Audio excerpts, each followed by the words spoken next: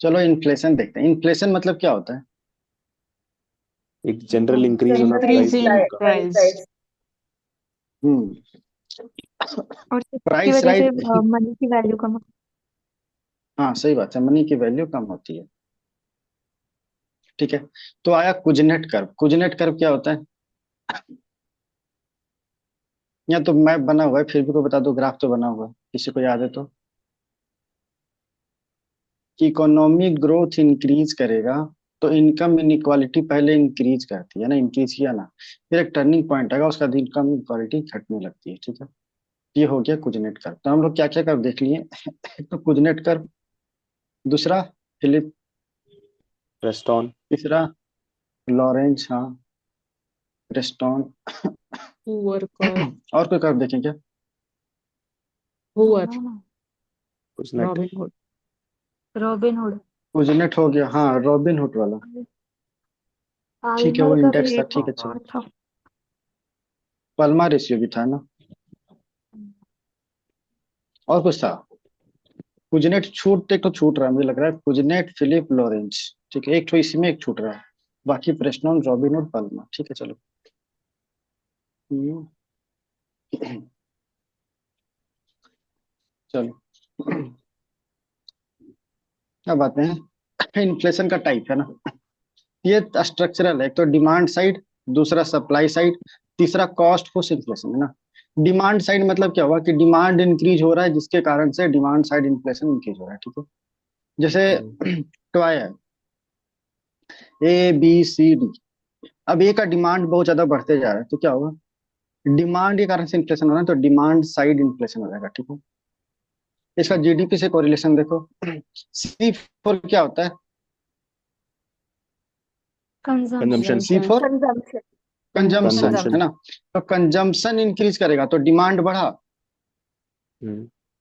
और डिमांड बढ़ा तो डिमांड साइड इन्फ्लेशन। जी से government government expenditure. Expenditure. Government expenditure है ना।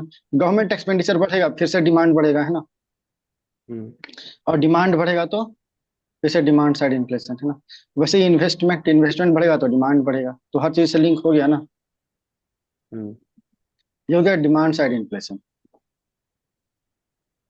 अब आते हैं supply side inflation. Supply side मतलब, जैसे मान लो ये टॉय है, ठीक है, तो ये फाइनल प्रोडक्ट है। इसके दो हुआ ना, ये तो हम सेल करेंगे और यहाँ मैन्युफैक्चरिंग।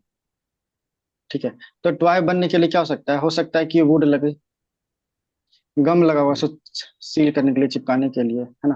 कुछ प्लास्टिक लगा होगा, कुछ जो मटेरियल्स लगे होंगे, है ना। कुछ भी हो तो क्या हुआ कि इसका प्राइस बढ़ गया। ठीक है, जिसके कारण से मैन्युफैक्चरिंग कॉस्ट बढ़ गया, तो सप्लाई साइड डिसरप्शन हुआ ना। इसके कारण से यहाँ पे फाइनल प्रोडक्ट में इन्फ्लेशन देखा जाता है, तो इसको बोलेंगे सप्लाई साइड इन्फ्लेशन। ये दोनों लगभग लगभग सेम है। ठीक है। सप्लाई साइड या कॉस्ट पुश इन्फ्लेशन, देखो सिमिलर दिख भी रहा होगा, है ना। Yes sir. ठीक है। चलो आगे चलते हैं।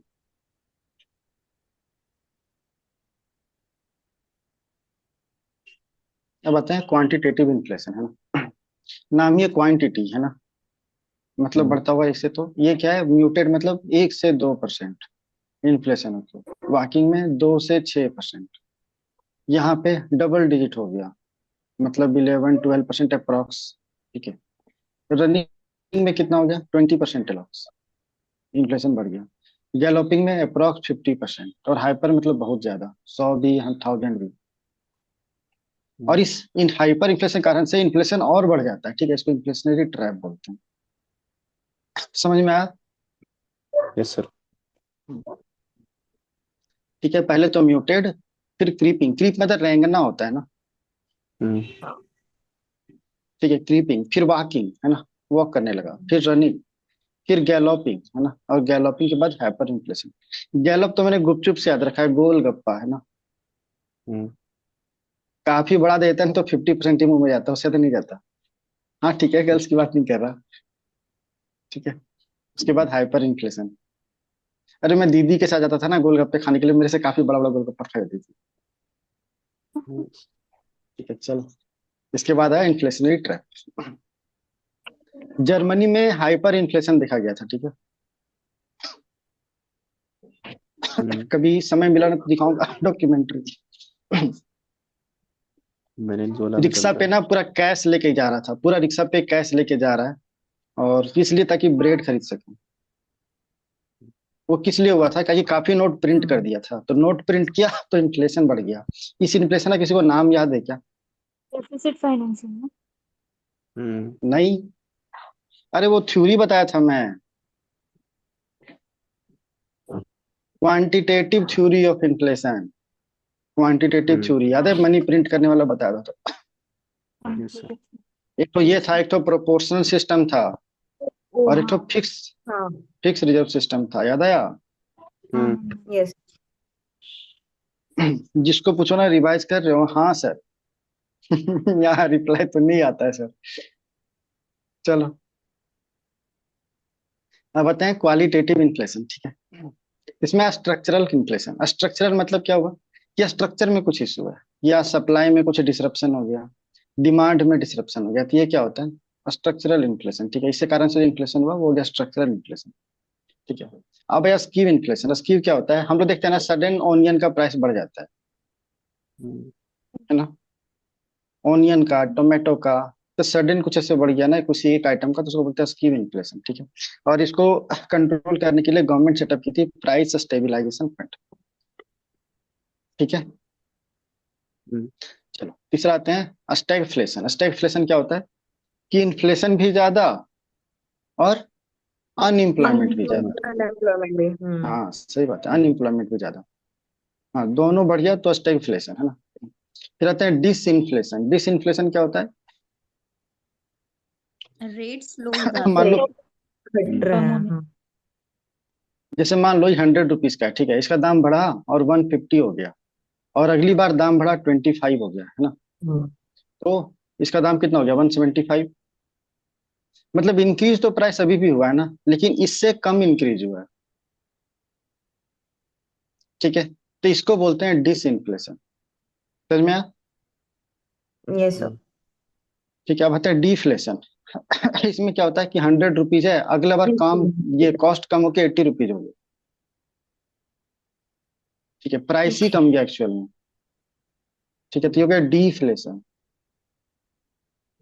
ठीक है। अब इसमें क्या हुआ? डिफ्लेशनरी ट्रैप में इसके कारण से और डिफ्लेशन होता है, फर्दर डिफ्लेशन, ठीक है, जिसको बोलते हैं डिफ्लेशनरी ट्रैप, ठीक है। और इस दोनों मेजर को, डिफ्लेशन और डिफ्लेशन को करेक्ट करने के लिए गवर्नमेंट जो मेजर्स लेती है कि प्राइस बढ़े, इसको बोलते हैं रीइन्फ्लेशन, ठीक है।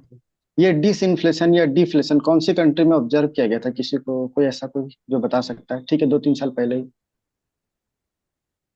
जिम्बाब्वे। जापान। ऐसा था क्या? निगेटिव रेट ऑफ इंटरेस्ट किसी को याद है क्या? हाँ हाँ निगेटिव या हाँ। Zero rate of yes sir, interest, yes sir. Negative rate, yes. ठीक है। तो निगेटिव रेट ऑफ इंटरेस्ट लगा रहा था, उसका रीजन क्या था? यही, ठीक है, हम्म। रिफ्लेशन करने के लिए। सबको समझ में आया? Yes yes sir. सर। एक एक करके ना बताते जाना, मैं नाम लेके पूछूंगा।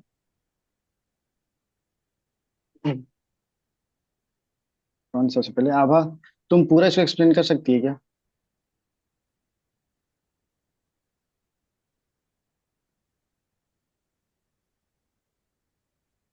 बोल हेलो। रही है? हाँ। हाँ सर, सर म्यूटेट जो होता है वो 0 से 3% तक में ही होता है। और सर 0, और उसके बाद से क्रीपिंग जो होती है वो 2 या फिर 2 से 6 तक में ही हाँ, होती है। वॉकिंग सर वो डबल डिजिट में होती है। रनिंग इज 20, गैलोपिंग इज 50, और 50 से ऊपर जब बढ़ जाता है 100% तक वो हाइपर इन्फ्लेशन। ठीक है। वैशाली, तुम स्कीव इन्फ्लेशन स्टैगफ्लेशन बता सकती है क्या? सर इसकी इन्फ्लेशन तो होता है, तो वो प्राइस स्टेबलाइजेशन फंड आया था उसको कंट्रोल करने के लिए। स्टेगफ्लेशन का जहाँ इन्फ्लेशन भी ज्यादा, अनएम्प्लॉयमेंट भी अरे ज्यादा। अपने बोल रही है, खुद ही सुन रही है, मैं क्या सुनूं? स्कीव इन्फ्लेशन, माइक थोड़ा पास में कर लो नहीं,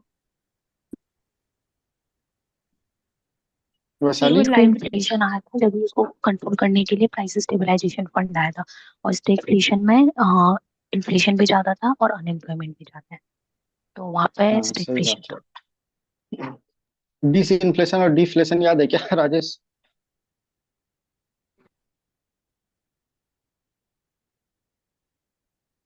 नहीं सर। आकांक्षा?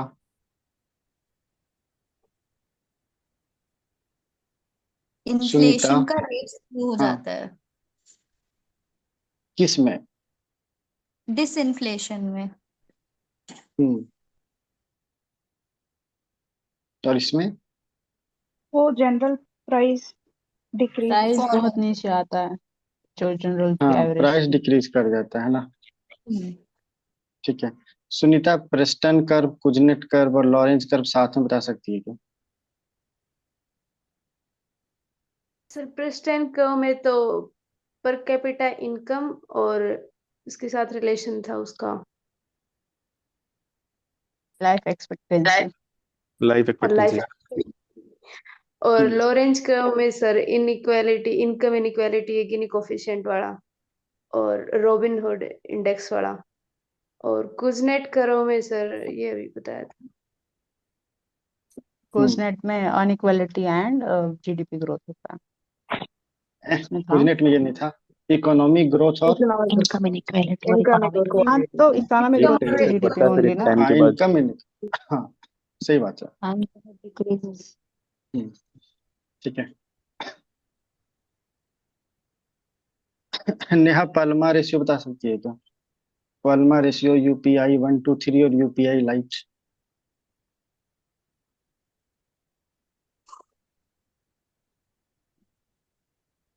रिप्लाई दे रही है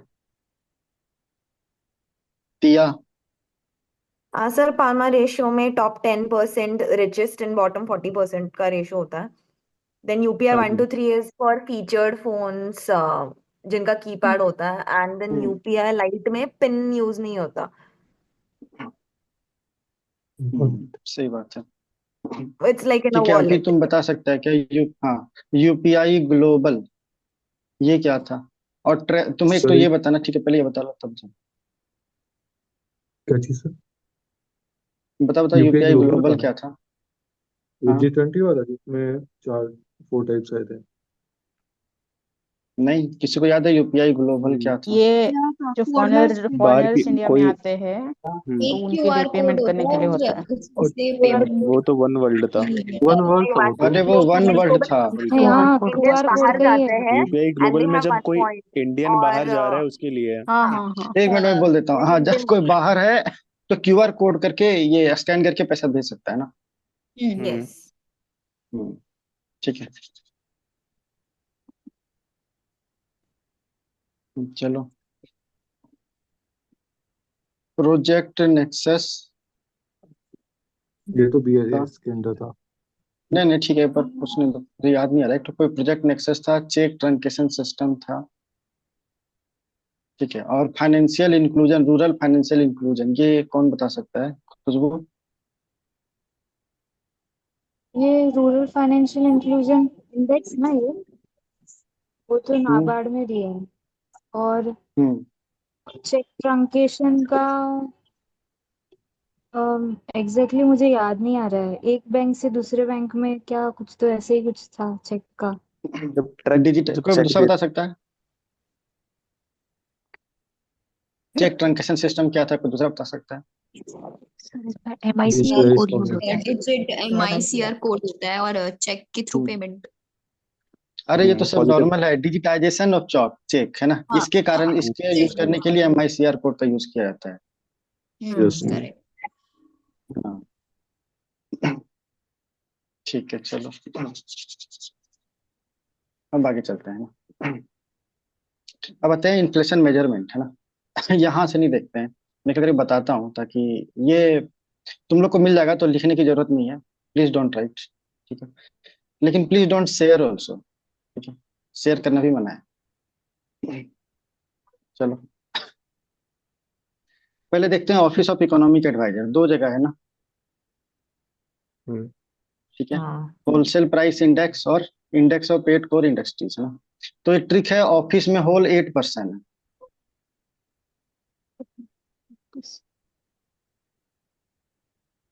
ठीक है। ये हो गया ना, होल और 8, तो होल से होलसेल प्राइस इंडेक्स और 8 से इंडेक्स ऑफ 8 कोर इंडस्ट्रीज, ठीक है, ठीक है। एक तो ये हो गया।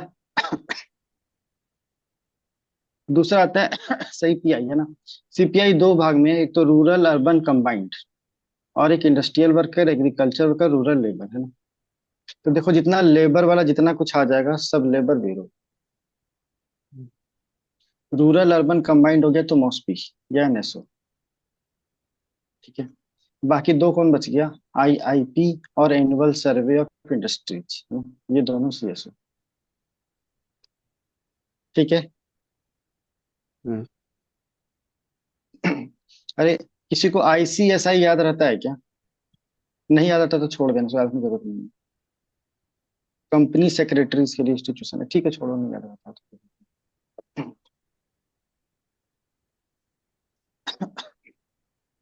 तो इसे याद रख लो डायरेक्ट आईपीआई, आईपी के लिए भी सीएसओ और इंडस्ट्रीज के लिए भी सीएसओ। किसी को याद है एमसीए 21 फॉर्म क्या था, मतलब किसके रिलेटेड में हम लोग बात की थी इसका? सो सर वो मॉस्पी के डेटा से जो सर्वे वगैरह निकालते हैं, MCA 21 economic census. Corporate affair में तो जो लेकिन तो एग्जैक्ट कॉर्पोरेट जीडीपी निकालने के लिए यूज। हाँ ये सही बात था, जीडीपी मेजरमेंट करने के लिए, ये पॉइंट था ना। हम्म।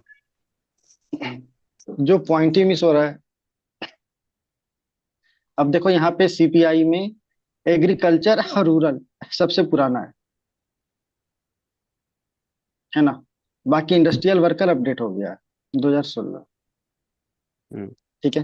इंडस्ट्रियल वर्कर को ही तो वेज मिलता है ना, तो वेज रेट इंडेक्स तो ये भी 2016। ठीक है। सारा सीपीआई देखो 2012। ठीक है। तो सीपीआई के बाद सीपीआई, ठीक है, ये डिक्रीज हो रहा है। इसके बाद होलसेल प्राइस इंडेक्स और आईपी, ऐसे याद रख लो। तो ये भी डिक्रीज हो रहा है, देखो 2011, बाकी सब 2011 है। तो कितना कैटेगरी बना है, तो 2016, 1986, 87, ये तो सबको याद हो गया वरना अब तो। हम्म। कि जो पीछे है उसको पीछे ही रख दिया ना, बेस ईयर में भी। बाकी रूरल अर्बन कंबाइंड ये 2012 में है। बाकी डब्ल्यूपीआई से बाकी सब 11। ठीक है यहाँ तक। चलो अब आगे देखते हैं, सबके लिए ठीक है ना ये? Yes sir. Yes sir. ये भी बताते हैं इंडेक्स ऑफ 8 कोर इंडस्ट्रीज, है ना। 8 कोर इंडस्ट्रीज कौन कौन सी है, तो देखो इसका ट्रिक मैंने बनाया, किसी को याद रहता है तो ठीक है, नहीं तो कोई दूसरा ट्रिक है तो भी चलेगा। रेस्ट CCNCF, है ना। रेस्ट से रिफाइनरी, है ना। और ST से स्टील। ठीक है। एक को छूट रहा है क्या, एक दो तो ही हो गया। C से क्या हो गया? ट्रिपल सी थे, कोल, क्रूड और सीमेंट। सीमेंट। हाँ सही बात है, हाँ ट्रिपल C था, हाँ सही बात है।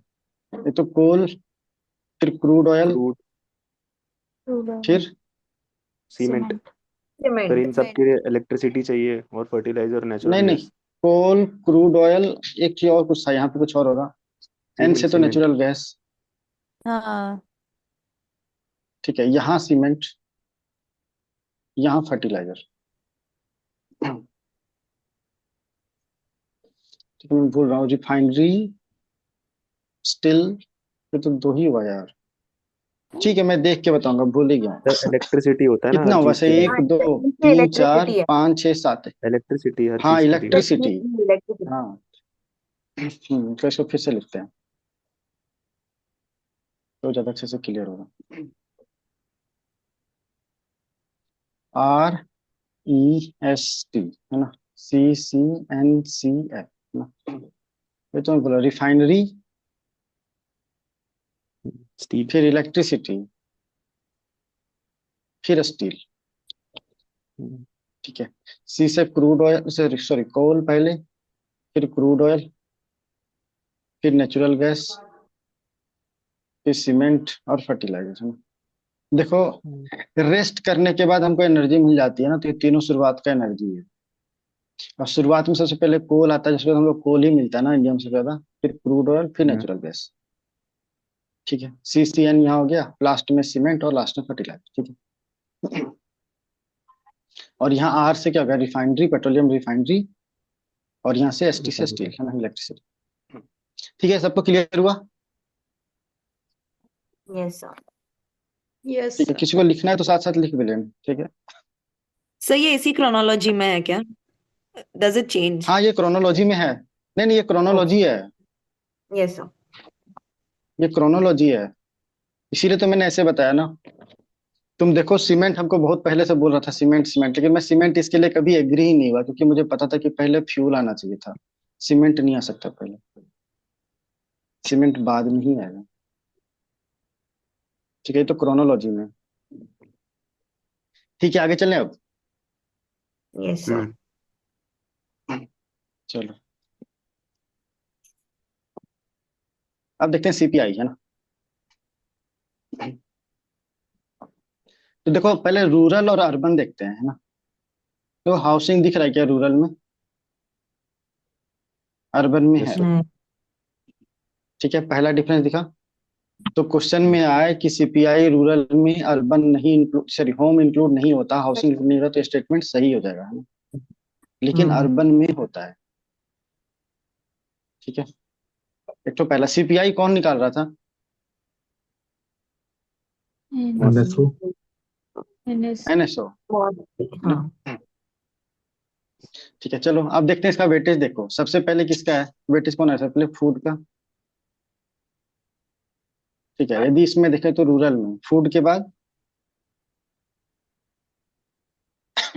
मिसलेनियस छोड़ दो, फ्यूल, मिसलेनियस, फिर फ्यूल एंड लाइट। उसके बाद क्लोथ। फ्यूल। ठीक है, तो पहले तो रोटी, मतलब खाना हुआ ना, खाना पकाने के लिए चाहिए ना, तो रोटी कपड़ा, लेकिन यहाँ मकान नहीं है। ठीक है, तो रूरल में ये ना, रोटी है कपड़ा है मकान नहीं है, लेकिन रोटी में भी फूड पकाना है, उसके बाद कपड़ा। ठीक है, आगे चलें। चलो, ये मैं समझी नहीं, ये रोटी कपड़ा अरे किससे डिक्रीजिंग ऑर्डर में है, डिक्रीजिंग ऑर्डर में है। फूड मतलब रोटी, मतलब फूड हो गया ना। फूड एंड बीवरेज, तो देखो सबसे ज्यादा है फ्यूल, इसके बाद सेकेंड नंबर पे क्लोथिंग, थर्ड नंबर पे, है ना। वही तो मैंने दिया ना, फूड फिर फ्यूल, उसके बाद फिर क्लॉथिंग। ठीक है, डिक्रीजिंग ऑर्डर है। मिसलेनियस क्यों नहीं है? अरे मिसलेनियस को ऐसे काउंट नहीं किया था, उसमें बहुत कुछ आ गया ना, तो कोई पर्टिकुलर कैटेगरी से मिलाने के लिए तो नहीं आया है। ओके ओके ठीक है, ओके, चलो ठीक है। आगे आते हैं। आते हैं अर्बन, है ना। अर्बन में तो आएगा ना, हाउसिंग आएगा, तो सबसे पहले फूड आएगा, फूड के बाद क्या होगा? Housing, thousand. है ना। हाउसिंग के बाद सबसे, ठीक है, फ्यूल। फिर कपड़ा। फ्यूल, फिर सेम ही है। Fuel and clothing. Food housing, उसके बाद फ्यूल, उसके बाद क्लॉथिंग, कुछ ऐसे ही होगा ना। Yes sir. तो ये तो सेम ही हो गया, ये हाउसिंग खाली बीच में हटा दो, बाकी सब तो सेम ही है। हम्म। ठीक है, चलो हम्म। अब कंबाइंड देखो। ठीक है, तो कंबाइंड में सबसे पहले क्या है? Food, food. फूड के बाद हाउसिंग, हम्म। हाउसिंग के बाद सर्विसेज, सॉरी फूड के बाद सर्विसेज हो जाएगा यार, उल्टा बोल दिया मैंने। फूड के बाद सर्विसेज, सर्विसेज के बाद हाउसिंग, है ना। हम्म। इसके बाद अपना देख लेना, फ्यूल, उसके बाद क्लॉथिंग। फ्यूल। हम्म। ठीक है, देखो यहाँ पे एक इंडेक्स छूट रहा है, कंज्यूमर फूड प्राइस इंडेक्स। तो देखो रिलीज कौन करता है कंज्यूमर फूड प्राइस इंडेक्स को? मॉस्पी, एनएसओ, है ना। हम्म। यहाँ सीएफपीआई होना चाहिए, मिस्टेक हो गया मेरे से। ठीक है, मैंने टाइप टाइप करके लिखा है ना यार, इसीलिए। तो इसका वेटेज कितना है? लगभग 40% है ना। हम्म। ठीक है, तो ये भी क्वेश्चन आता है। यहाँ तक क्लियर हुआ? Yes sir. Yes sir. थोड़ा मतलब ब्रेन स्टॉर्म करना पड़ेगा, सीट में अपलोड कर दूंगा, लेकिन थोड़ा ब्रेन स्टॉर्म करना पड़ेगा, ठीक है। कुछ भी डायरेक्टली याद नहीं रहेगा। अब आते हैं होलसेल प्राइस इंडेक्स, इसको कौन निकालता है होलसेल प्राइस इंडेक्स को? लेकर फिर किसी को याद भी? क्या था ट्रिक, कोई बताएगा क्या? ऑफिस ऑफ इकोनॉमिक एडवाइजर कोई है। अच्छा ऑफिस वही का। है। ऑफिस में होल 8%, कुछ ऐसे था ना। हाँ। तो होल ऑफिस से office of economic adviser, whole से होलसेल प्राइस इंडेक्स, 8 से इंडेक्स ऑफ 8 कोर इंडस्ट्रीज, है ना। तो होलसेल प्राइस इंडेक्स को ऑफिस ऑफ इकोनॉमिक एडवाइजर निकालते हैं। ठीक है, चलो इसमें वेटेज देखो तो सबसे ज्यादा किसका है, मैन्युफैक्चर्ड प्रोडक्ट्स का है ना। इसके बाद प्राइमरी आर्टिकल्स, फिर फ्यूल एंड पावर, है ना। तो मैन्युफैक्चरिंग, फिर प्राइमरी आर्टिकल्स और फिर फ्यूल एंड पावर, ये तो एक कैटेगरी हुआ। लेकिन वो सब कैटेगराइज कर दे तो थोड़ा कंफ्यूजिंग लगेगा, लेकिन एक बार देखोगे ना थोड़ा थोड़ा दिमाग में बन जाता है, उससे फिर ऑप्शन एलिमिनेट हो जाते हैं कि एग्जैक्ट याद रहे नहीं तो भी कोई बात नहीं।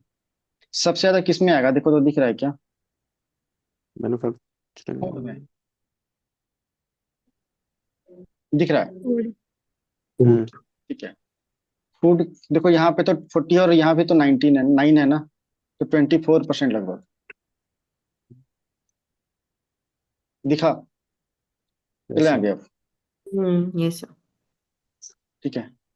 दूसरा क्या हो गया बाकी, mineral coal, petroleum, natural gas, mineral oil, ये तो सब बाकी सब सेम है, खाली यही दोनों जोड़ना था, बाकी तो कर लो, ठीक है। तो छोड़ देते हैं, इतना ही पूछता है, शायद अब पूछने के चांसेस कम है, ठीक है। शायद डिटेल में नहीं देखा मैंने क्वेश्चन। अतः वेज रेट इंडेक्स ये क्या था, बाइनियल था कि क्या था, कोई बताएगा।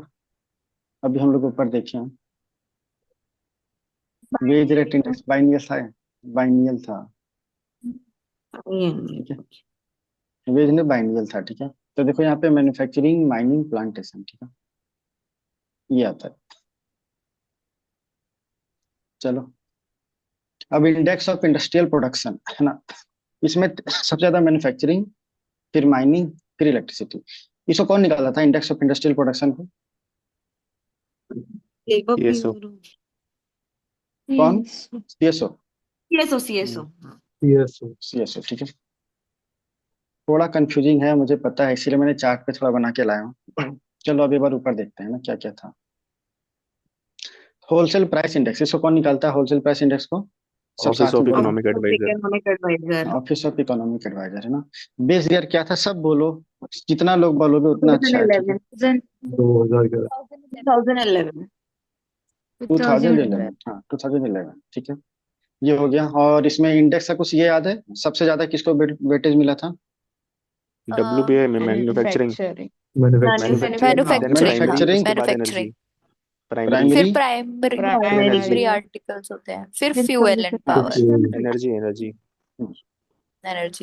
ठीक है, ठीक है। चलो हेडलाइन इन्फ्लेशन क्या होता है,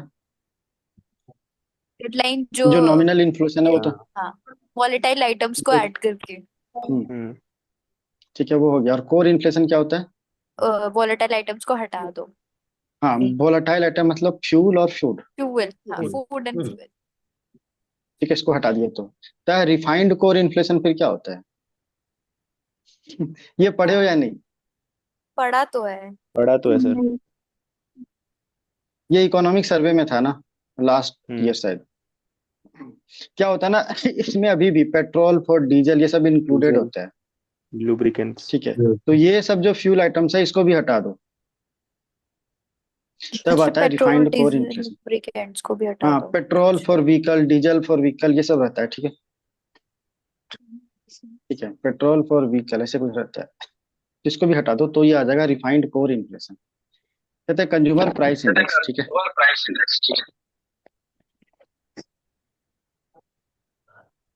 चलो तो कंज्यूमर प्राइस इंडेक्स में 3 है ना, रूरल, अर्बन, कंबाइंड, इसको कौन निकालता है, एनएसओ एनएसओ एनएसओ, ठीक है।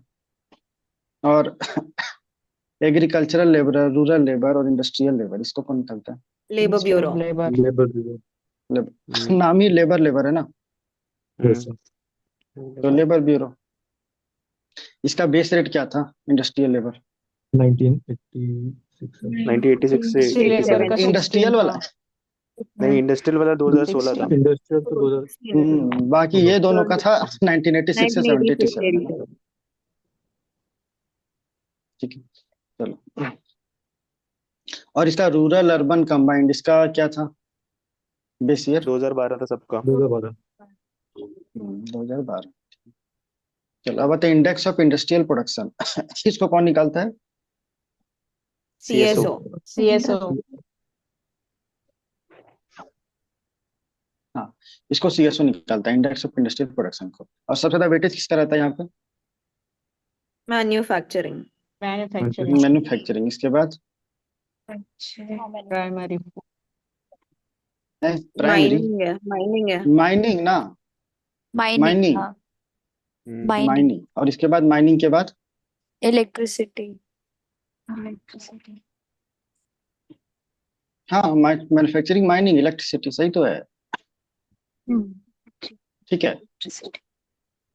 चलो अब 8 कोर इंडेक्स कौन निकालता है? 8 core, 8 sir core office office of economic adviser, adviser. Office of economic adviser. उधर गया था। Office of economic adviser.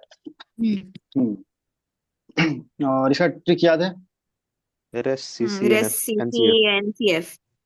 NCF. C रेस्को refinery, NCF, electricity, steel, rest, फिर सीसी, एनसीएफ। नेचुरल एनसीएफ, है ना? Fertilisers. Natural gas, cement and fertiliser, refinery, electricity, steel, फिर यहाँ पे coal, coal, crude oil, coal, crude natural oil, gas, gas, coal, natural gas, crude oil, crude फिर oil, natural natural gas, फिर gas, natural gas, फिर cement, cement, फिर fertiliser. Fertiliser. हाँ, cement और fertiliser. ठीक है। अच्छा देखो, जो 8 कोर इंडस्ट्रीज है, इसमें ये इंडेक्स ऑफ इंडस्ट्रियल प्रोडक्शन में सब आ जाता है ना, तो उसमें 8 कोर इंडेक्स भी तो आएगा। और इसका वेटेज कितना है? 40%, लगभग 40.27%। ठीक है, यस सर। सबके लिए सही है ना? चलो, सीपीआई होम किसमें काउंट हो रहा था? सीपीआई रूरल में या अर्बन में? अर्बन में। अर्बन।